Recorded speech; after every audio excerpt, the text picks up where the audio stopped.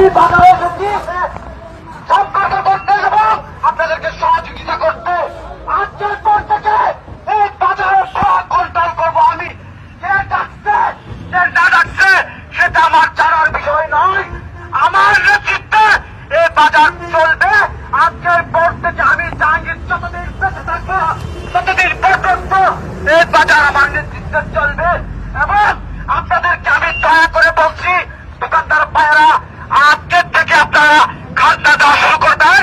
এখন এই মুহূর্তে আমার লোকজন খাজনা উঠাবে।